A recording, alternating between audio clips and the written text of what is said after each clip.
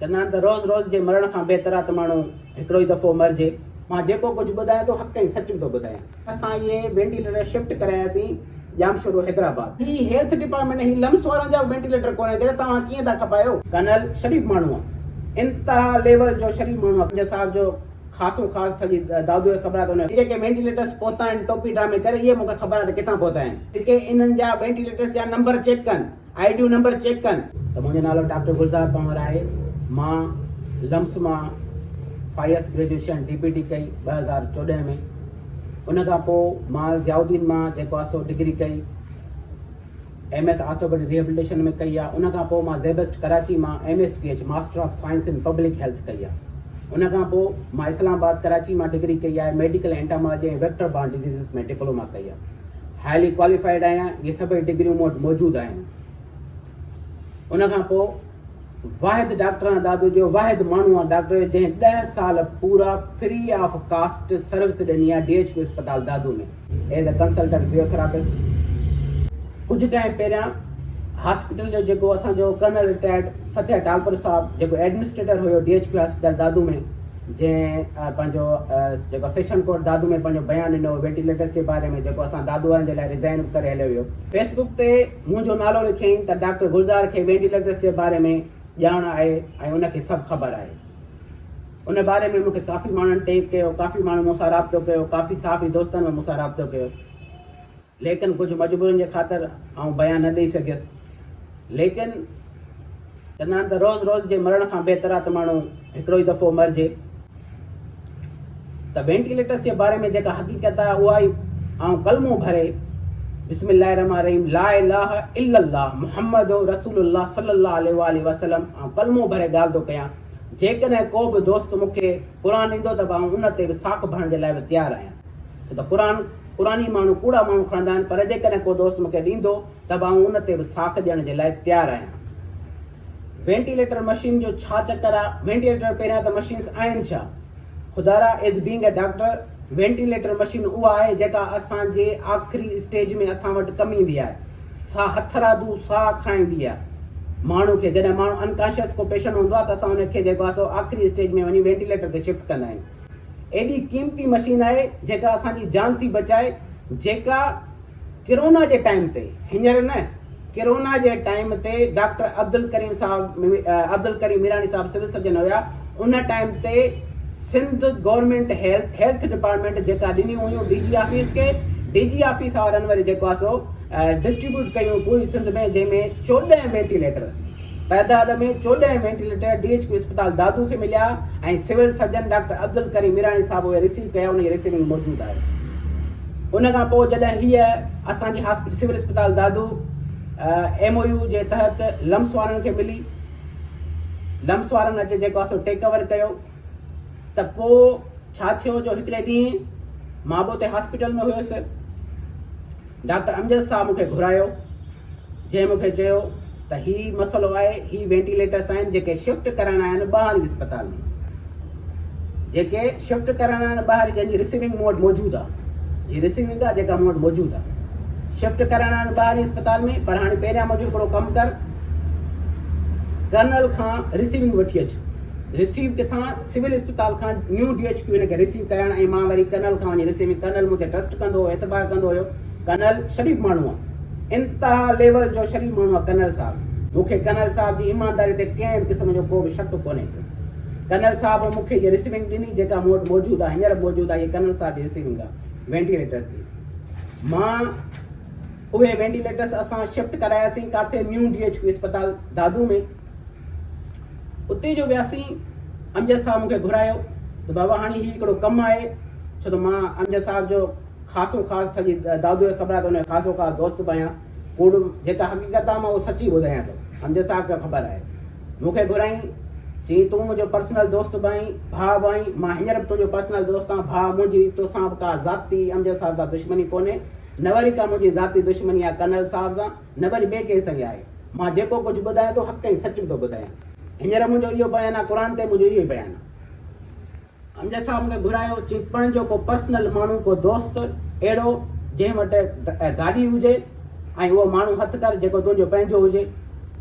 मूंखे हिकिड़ो कमु आहे, मां तोखे ॿुधायां थो।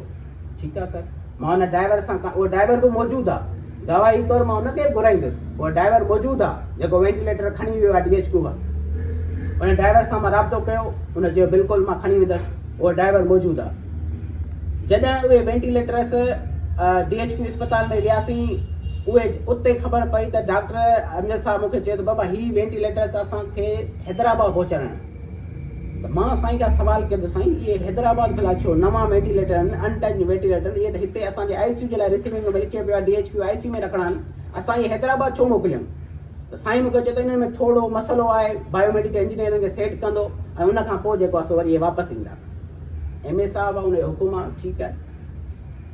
उन में उते जेका न्यू DHQ हॉस्पिटल आहे उते सिर्फ़ु आउं अकेलो कोन हुउसि, अमजद साहब पाण में मौजूदु हो, कर्नल साहब उते मौजूदु हुयो, हारून कलोड़ो जेको हींअर हितां छॾे वियो आहे, हिते फिनेंशियल मैटर संभालींदो, उहो मौजूदु हुयो, आरिफ लिगारी जेको फार्मासिस्ट आहे असां वटि DHQ हॉस्पिटल दादू में, उहो मौजूदु हुयो, ऐं ॿियो स्टोर कीपर आहे चवंदो उहो बि मौजूदु हुयो हुते। इहे 5-6 माण्हू असां हुते मौजूदु हुआसीं। असांजी निगरानी में असां इहे वेंटिलेटर शिफ्ट करायासीं जामशोरो हैदराबाद। ऐं एतिरी गुज़ारिश थो कयां हेल्थ डिपार्टमेंट खां न, इन मैटर जी जुडिशनल इंक्वायरी कराई वञे, हाई प्रोफाइल जुडिशनल इंक्वायरी कराई वञे जजनि जी निगरानी में, हेल्थ डिपार्टमेंट जी निगरानी में नथो चवां मां। ऐं 6 मई 6 मई 5 महीनो उन तारीख़ जो शाम जो 4 खां वठी राति जो 9 बजे ताईं मुंहिंजी मोबाइल जो CDR रिकॉर्ड कढाए वञे। ऐं अलॻि ऐलान थो चवां, ऐं इंटेलिजेंस इदारनि खे बि चवां थो, ऐं सभिनी इदारनि खे हथ ॿधी करे अर्ज़ु थो कयां त मुंहिंजी इन डेट जी तव्हां CDR कढायो त मां कंहिंसां राब्ते में हुयुसि, हक़ ऐं सच जी ख़बर पइजी वेंदी।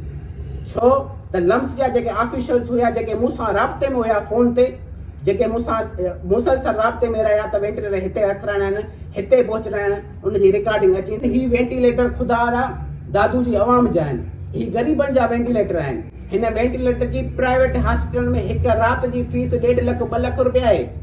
कहिड़ो ग़रीब 1.5 खां 2 लख रुपया भरींदो? दादू वारो मूंखे ॿुधायो।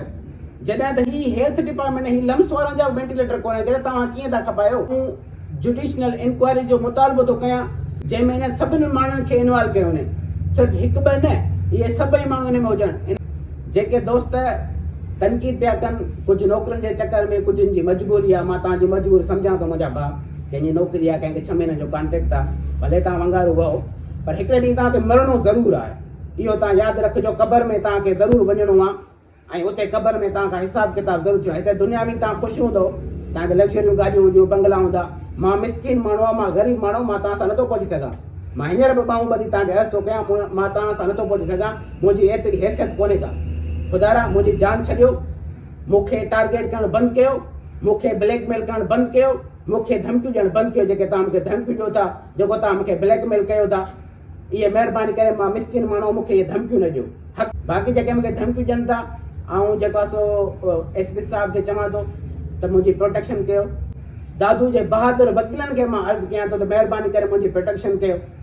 ऐं दादू जे बहादुर साहबनि खे, करप्ट साहबनि खे न, जेके बहादुर आहिनि, उन्हनि खे चवां थो त हक़ ऐं सच सां बीहो। जेको हक़ आहे हक़ आहे, जेको सच आहे उहो सच आहे, हक़ ऐं सच लिखो, कंहिंखे बि टारगेट न कयो। असां चवंदा जेका दादू वारनि जी अमानत आहे उनजी इन्वेस्टिगेशन थियणु खपे। उन वेंटिलेटर जो रिकॉर्ड मौजूदु आहे, ईअं त कोन्हे को। जॾहिं टीम अचे, टीम हेल्थ डिपार्टमेंट टीम असांखे कोन्हे खपे, जजनि जी हिकिड़ी टीम अचे, जजनि जी इंक्वायरी थियणु खपे, जंहिंमें फुल प्रूफ जेको हाईली क्वालिफाइड जेको आहे सो माण्हू हुजनि, जेके इन्हनि जा वेंटिलेटर्स जा नंबर चेक कनि, ID नंबर चेक कनि, इन्हनि जा IBN नंबर चेक कनि। हे जेके वेंटिलेटर्स पहुता आहिनि टोपी ड्रामे करे, इहे मूंखे ख़बर आहे त किथां पहुता आहिनि। इहे उहे वेंटिलेटर्स ई कोन्हनि के सिंध गवर्नमेंट वारा, हे तव्हां टोपी ड्रामो करे खणी आयो, केॾीमहिल खणी आयो, केरु खणी आयो, मूंखे ख़बर आहे। मुंहिंजी भेण FCPS आहे, FCPS गाइनोकोलॉजिस्ट आहे, जंहिंखे नौकरी मां कढियो वियो, डॉक्टर रानिया खे FCPS आहे। उन FCPS खे कढियो वियो त सिर्फ़ु गुलज़ार खे प्रेशर ॾियो त जेको आहे सो कर्नल जे ख़िलाफ़ बयानु ॾे। डॉक्टर रानिया जंहिंखे नौकरी मां हिननि कढी छॾियो आहे, ऐं उन जॻह ते चोर चकार शराबी सभु भर्ती थियल आहिनि, ऐं इहे मूं वटि सभु प्रूफ आहिनि भर्ती वारा तव्हांजा, तव्हां घबरायो न। FCPS डॉक्टरनि खे कढी करे तव्हां शराबी चोर चकार जेको आहे अस्पताल में भर्ती कयो था, हीअ असां डॉक्टरनि जो इमेज आहे।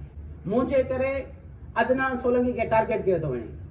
हू मुंहिंजो दोस्त आहे, मुंहिंजो भाउ आहे, हिन जो इहो मतिलबु न आहे त हू अचे मूंखां बयानु वठे कर्नल जे लाइ। हुन मना कयो आहे शख़्स त मां कर्नल जे लाइ गुलज़ार खां बयानु वठे, हुन सां एॾी तादी कई वई आहे अदनान सोलंकी द अकाउंटेंट सां, जंहिंखे DG ऑफिस रिलीव कयो वियो आहे हरू भरू नाजाइज़ थी।